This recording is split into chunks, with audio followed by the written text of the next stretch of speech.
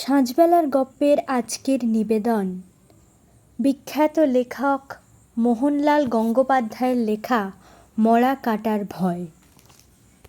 ডাক্তারি কলেজে পড়তে পড়তে কেন যে আমি হঠাৎ ডাক্তারি পড়া ছেড়ে দিলুম তার আসল কারণটা কিন্তু কেউ জানে না, কাউকে আমি বলিও নি। আর তখন বলবার কোনো উপায়ও ছিল না, আর বললেও হয়তো কেউ বিশ্বাসই করতো না। গুরুজনেরা জানেন মরা কাটার ভয়ে আমি ডাক্তারি পড়া ছেড়ে দিয়েছি, আর পাড়াপড়শিদের ধারণা হয়েছিল আমি একটা অকর্মণ্য আর ফাঁকিবাজ ছেলে। সেটাই ছিল আসল কারণ। অন্তরঙ্গ বন্ধুরাও কোনো কারণ খুঁজে পেল না কেন ডাক্তার হবার আমি এমন একটা সুযোগ অবহেলায় নষ্ট করল। আসলে মরা কাটবার ভয়েই আমি ডাক্তারি পড়াটা ছেড়ে দিয়েছিল, কিন্তু আত্মীয়রা যেমনভাবে ভেবেছিলেন ব্যাপারটা কিন্তু তেমনভাবে ছিল না।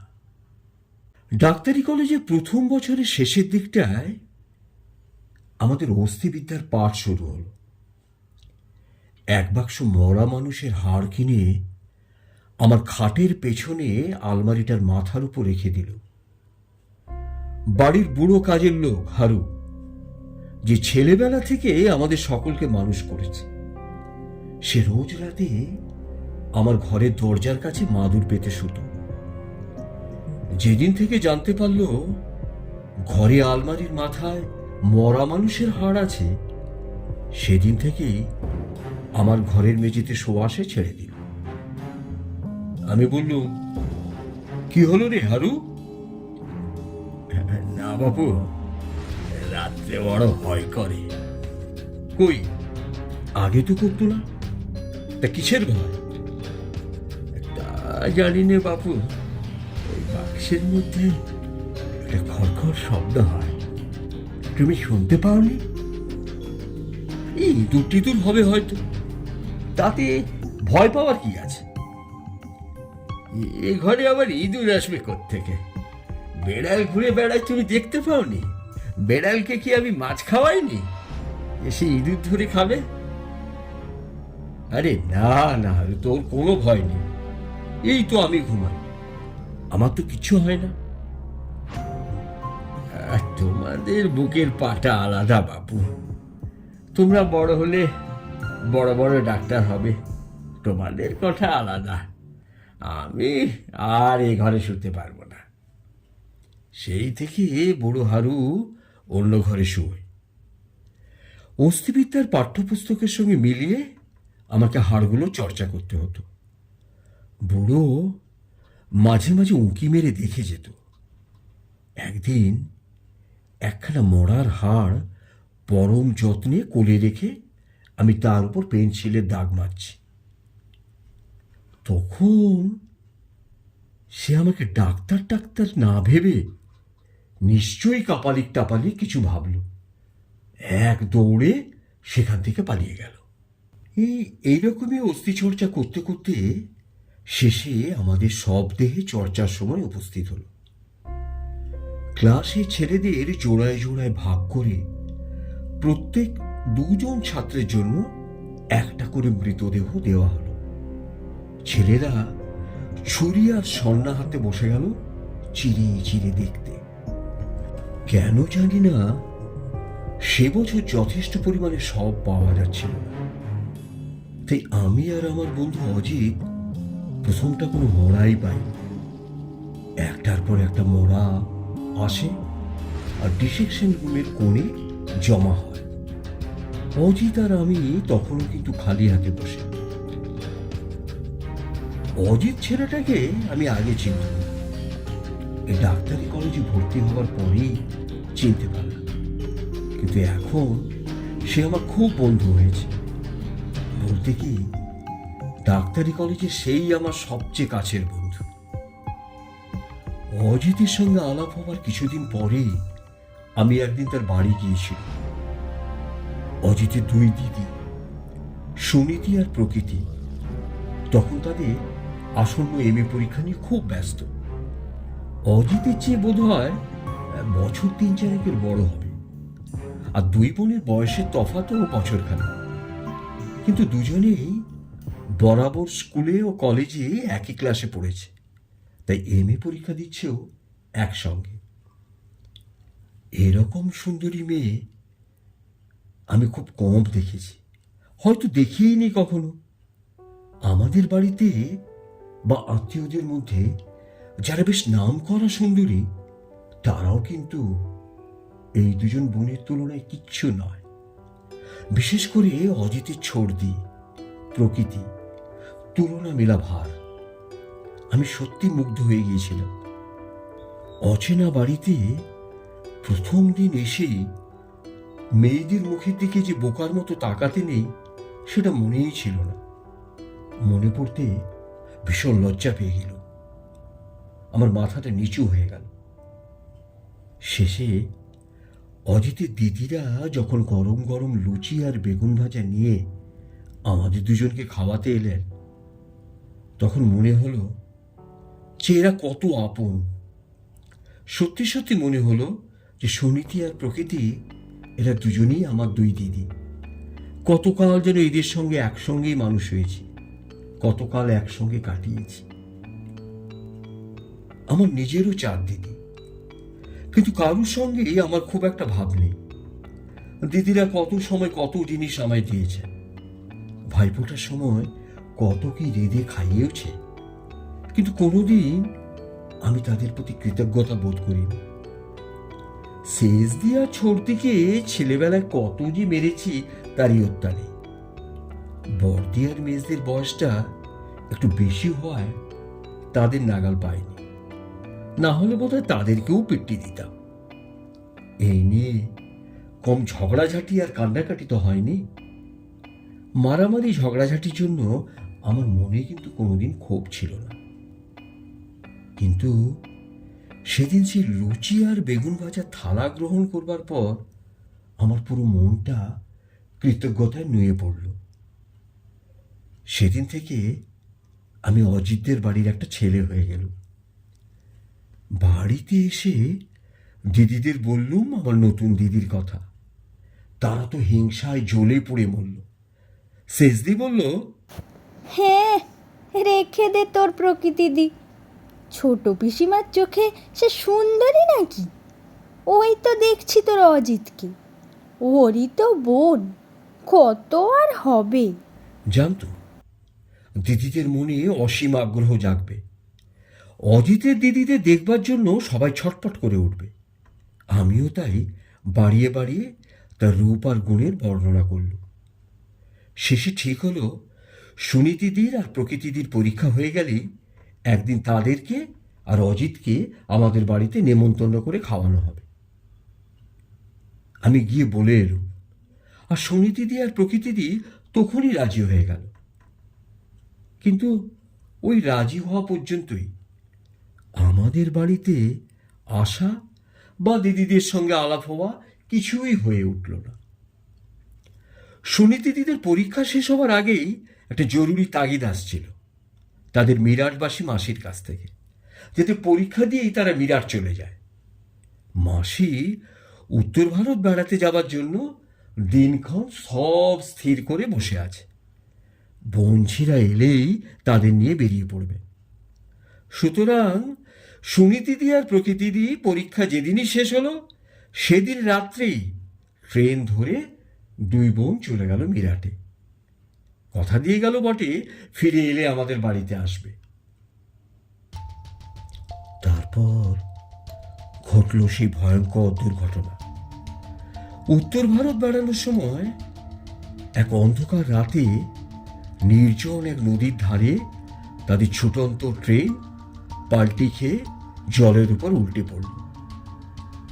ট্রেন যাত্রীদের মধ্যে কতজন যে মারা পড়ল তার কোনো সঠিক হিসাব পাওয়া গেল না।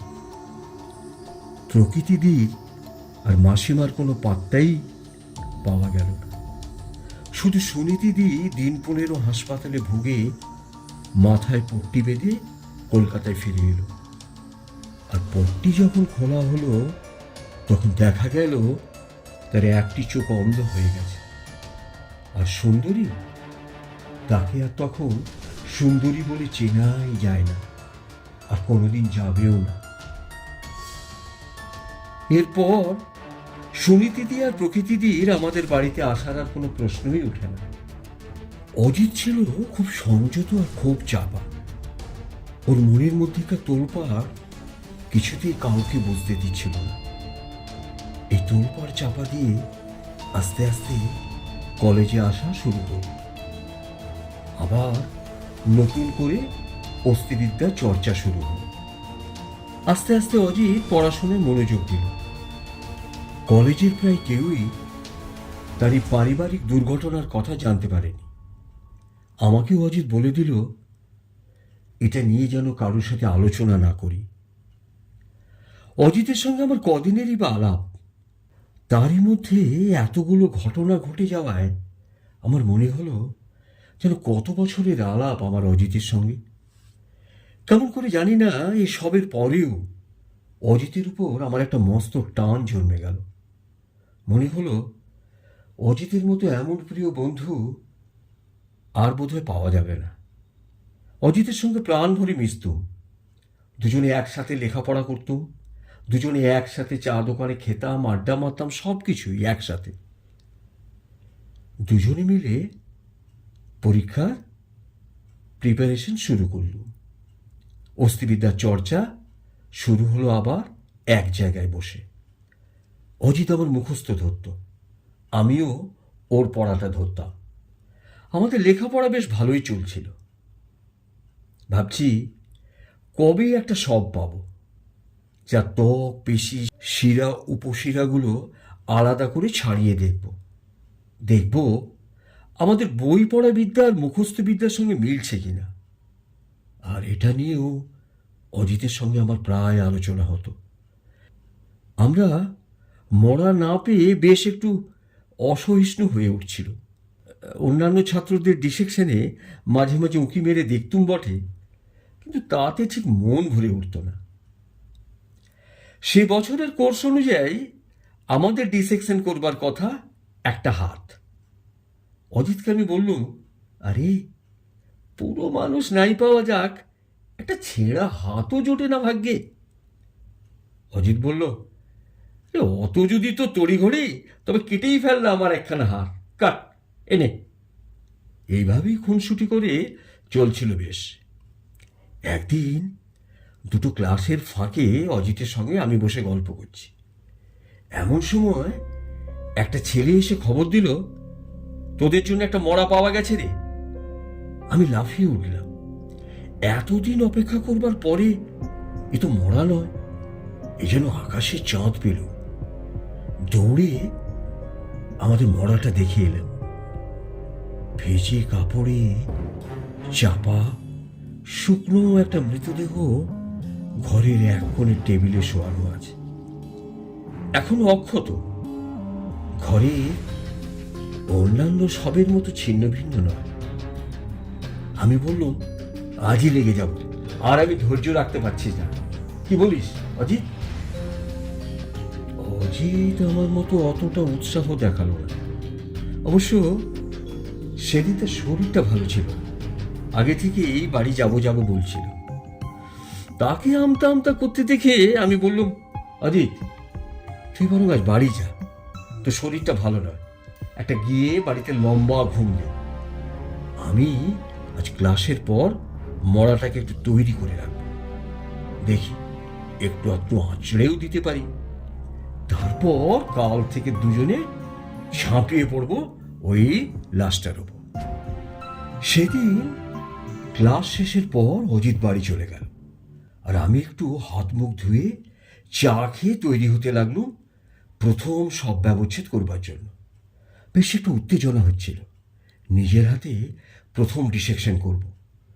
পেট ভরে চা, বিস্কুট আর রুটি খেলুম, যেন কোনো উৎসবে যাচ্ছি। তারপর ডিসেকশন বাক্সটা বগল দাবা করে চললুম মরা কাটা ঘরের দিকে। বিকেল হয়ে গিয়েছিল, সন্ধে হতেও আর খুব বেশি দেরি নেই। অন্যান্য ছাত্ররা যে যার কাজ দিনের বেলাতেই সেরে নিয়েছিল। আমি যখন ডিসেকশন রুমে পৌঁছলুম তখন ঘরে কেউ নেই। ঘরটা পুরো খালি। শুধু দেখলাম মরার টেবিলের কাছে একজন মহিলা দাঁড়িয়ে আছে। প্রথমটা মনে হলো হাসপাতালের কোনো নার্স অথবা উঁচু ক্লাসের কোনো ছাত্রীছাত্রী হবে, কিন্তু যেরকম ভাবে নিচু হয়ে তিনি এক মনে আমার মরাটাকে পরীক্ষা করছিলেন, তাতে যেন আমার কেমন একটু আশ্চর্য লাগলো। এমন ভাবে মরাটাকে দেখবার কি আছে? আমি খুব আস্তে আস্তে এগিয়ে গেলাম। মহিলাটি আমায় দেখতে পারেনি। আমি যখন খুব তার কাছাকাছি পৌঁছে গেছি, তিনি একটু চমকে উঠে সরে গেলেন। আমি তার মুখে দেখলাম একটা অপরিসীম ক্লান্তি আর একটা দুঃখের ছায়া। এরকম মুখ দেখব বলে আমি আশা করিনি, তাই হঠাৎ কিছু বলতে পারলাম না। আমি কিছু বলবার আগেই ভদ্রমহিলা বললেন, আপনারই লটে বুঝি এই সবটি পড়েছে? হ্যাঁ, কেন বলুন তো? আপনাকে একটা অনুরোধ করছি, এ মরা আপনি কাটবেন না।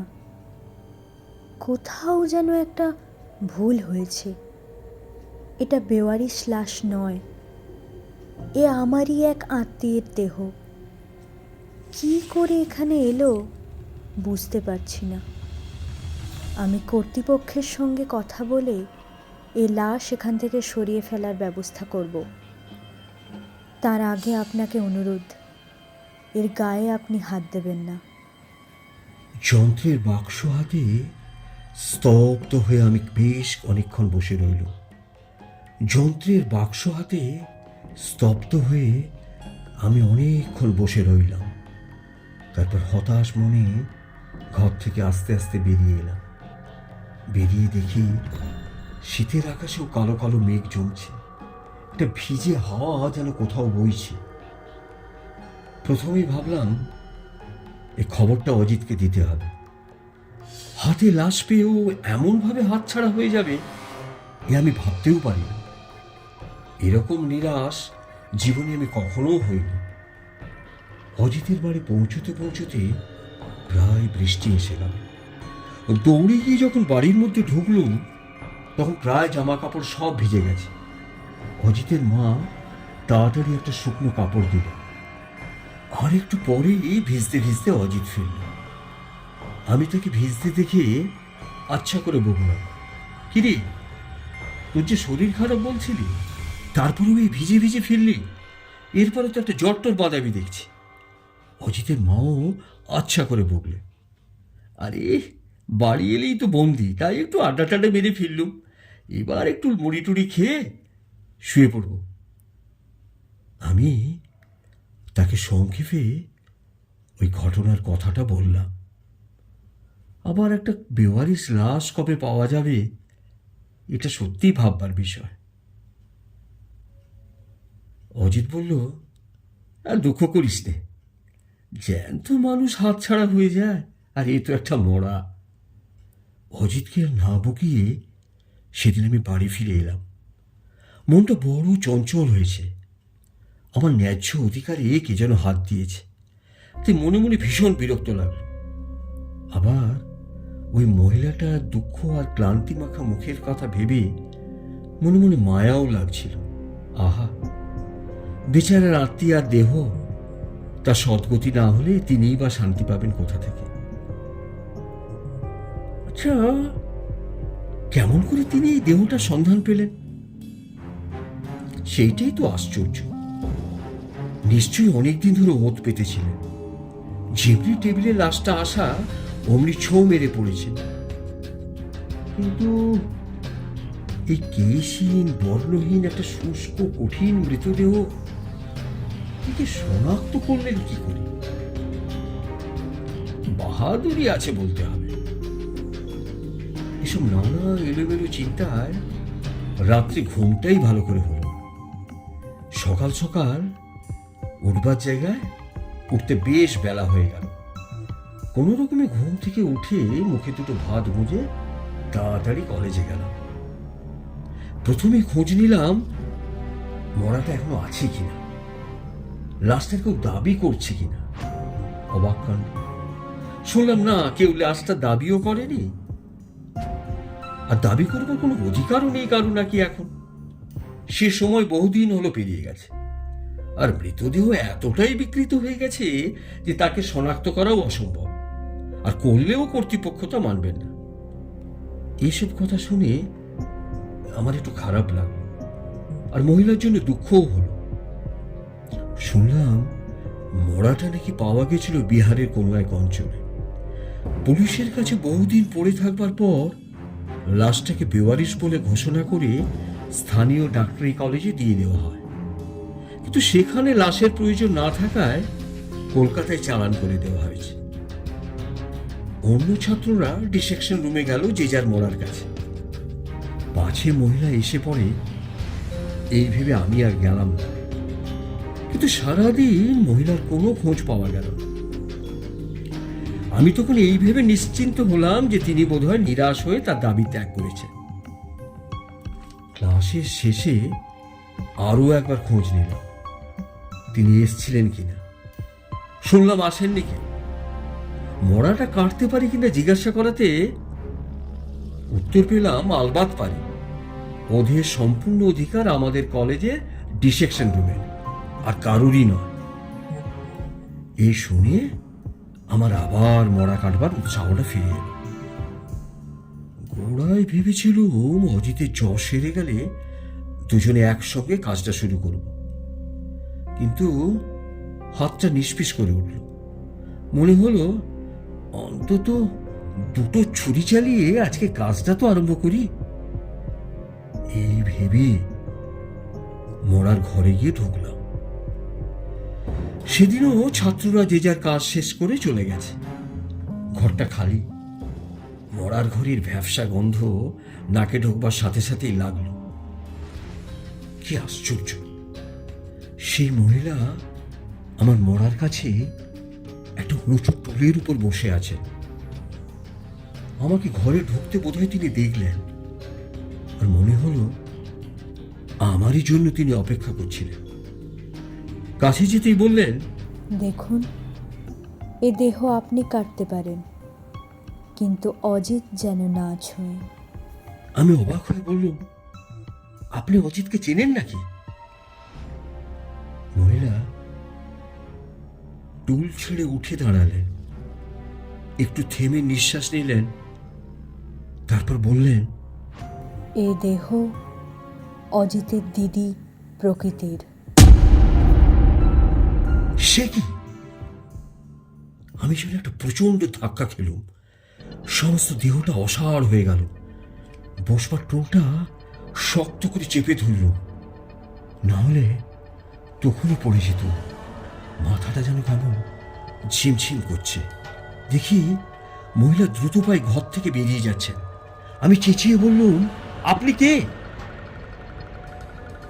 মহিলা এক মুহূর্ত থমকে আমার দিকে ফিরে তাকিয়ে একটা ম্লান হাসি হেসে দ্রুত দরজা দিয়ে বেরিয়ে গেলেন।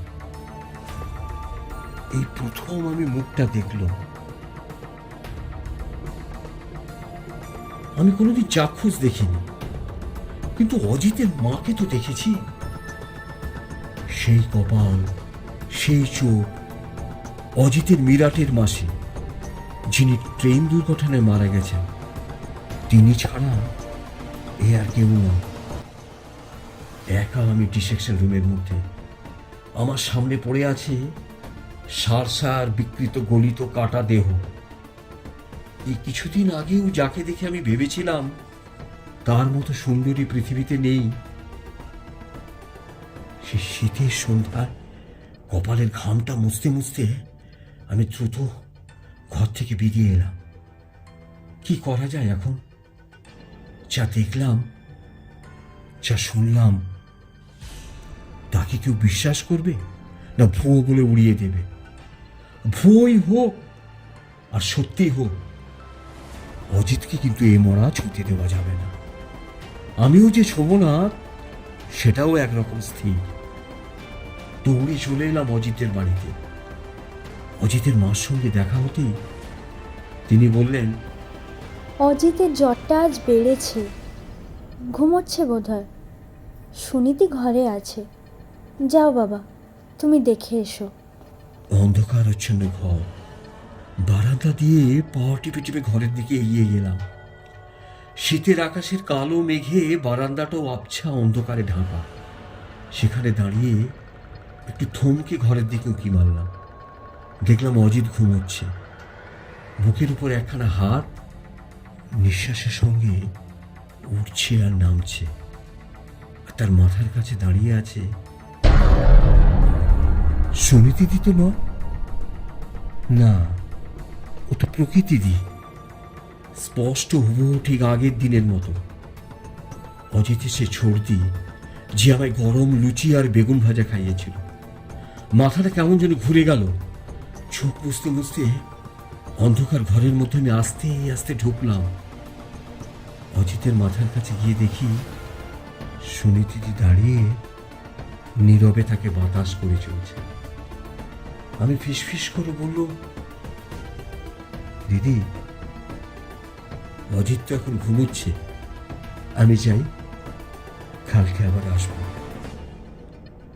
সুনীতিদি কিচ্ছু বললেন না, শুধু একটু ঘাড়টা নাড়লেন।